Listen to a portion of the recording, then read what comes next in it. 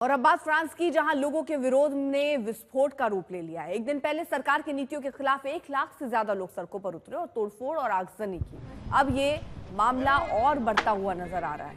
सड़कों पर प्रतिशोध की आग जलती हुई नजर आ रही है। किस तरह से वहां भीड़ को तितर बितर करने के प्रयास हो रहे हैं, लेकिन उन सब के इतर लोगों का पहुंचना वहां जारी है। ये संख्या रुक नहीं रही है। सरकारी नीतियों पर यह गुस्सा आम लोगों का जब सड़कों पर नजर आता है।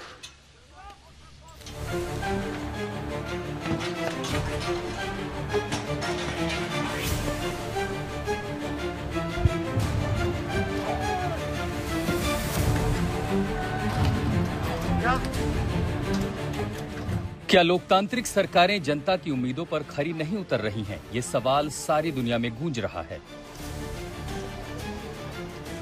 नेपाल के जलने के बाद सत्ता विरोधी आग 7,000 से ज्यादा किलोमीटर दूर फ्रांस पहुंच गई, जहां पर बजट में कटौती के खिलाफ और राष्ट्रपति इमैनुअल मैक्रों के इस्तीफे की मांग को लेकर 1 लाख से ज्यादा लोग बुधवार को सड़क पर आ गए। जिससे सवाल उठा कि लोकतांत्रिक सरकारें क्यों अपनी ही जनता के निशाने पर हैं। फ्रांस बंद का आह्वान लेफ्ट पार्टियों ने किया है। इस प्रदर्शन को ब्लॉक एवरीथिंग नाम दिया गया।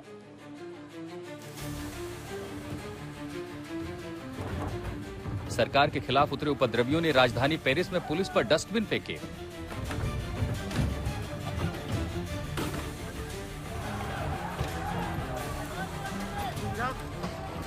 उपद्रवियों ने राजधानी पेरिस की सड़कों पर आगजनी की, कई बसों को जला दिया। 1000 प्रदर्शनकारियों ने गारे टू नॉर्ड रेलवे स्टेशन में जबरन घुसने की कोशिश की। पेरिस में एक स्कूल के पास कचरा जलाकर रोड को ब्लॉक कर दिया गया। फ्रांस में यह प्रदर्शन इसलिए हुआ क्योंकि वहां एक बड़े वर्ग को लगता है कि राष्ट्रपति मैक्रों की नीतियां आम लोगों के हितों के खिलाफ हैं और अमीर वर्ग को फायदा पहुंचाती हैं। जिस तरह से कल्याणकारी योजना में कटौती कर सरकार ने खर्चों में कटौती कर आर्थिक सुधार किए हैं, उससे आम जनता, खासकर मध्यम वर्ग और मजदूर निराश हैं। बजट कटौती हो रही है, यहाँ पे जो सोशल बेनिफिट है उसमें कमी आ रही है, महंगाई बढ़ रही है, बेरोजगारी बढ़ रही है और उसकी वजह से लोग परेशान हैं। और उसकी वजह से हमने देखा कि जो पॉलिटिकल गवर्नमेंट है वो भी काफ़ी जो है उससे आवाम नाला दिखाई देती है। और उसकी हमने देखा कि पिछले 1 साल के अंदर 3 वज़ीर आज़म जो है बरतरफ की गए। अब आज एक नए वज़ीर आज़म को जो है वो उन्होंने जो है ना नामजद किया है। फ्रांस में यह प्रदर्शन राजनीतिक अस्थिरता के बीच हुआ है। सेबेस्टियन लेकोर्नू वहां के नए प्रधानमंत्री बने हैं। पिछले 2 साल में 5वें प्रधानमंत्री का बनना लोकतांत्रिक सरकार को लेकर असंतोष को बताने के लिए काफी है। आज तक ब्यूरो। फ्रांस में हुई हिंसा के बाद में ज्यादा जानकारी और दे रहे हैं हमारे सहयोगी यूनुस खास। फ्रांस के अंदर जो पॉलिटिकल सिचुएशन है वो हम देख रहे हैं कि रोज़ बरोज़ जो है यहाँ पे प्रोटेस्ट में इजाफा हो रहा है। और जो हमने सोशल मीडिया पे जो देखा कि जिसमें प्रोटेस्टर ने एक आज के दिन कॉल दी थी, जिसमें उन्होंने कहा था कि ब्लॉकी तू का मतलब जो है ये है कि हमने हर चीज़ को ब्लॉक कर देना है, चाहे स्कूल हो, चाहे सरकारी मशीनरीज हो, चाहे ट्रांसपोर्ट हो। और उस पर हमने देखा कि यहाँ पे आज हज़ारों लोग जो है फ्रांस के मुख्तलिफ शहरों के अंदर यहाँ पे प्रोटेस्ट के लिए निकले।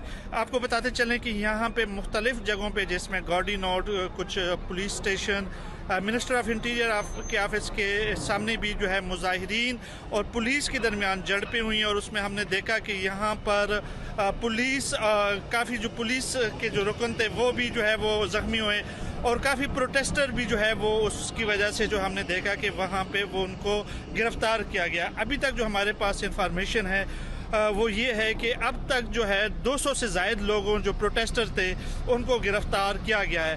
हुकूमत का ये मौक़िफ़ है कि प्रोटेस्टर जो भी चाहें वो पुरअमन जो प्रोटेस्ट है उसका हक है, लेकिन अगर वो किसी चीज़ में भी ज़बरदस्ती करते हैं, तोड़ फोड़ करते हैं, तो कानून जो है अपना रास्ता बनाएगा और उन लोगों को जो कि तोड़ फोड़ में मुलव्वस हों, जो कि ज़बरदस्ती करेंगे, उनको जो है कैफर किरदार तक पहुंचाएंगे और उनको गिरफ्तार किया जाएगा।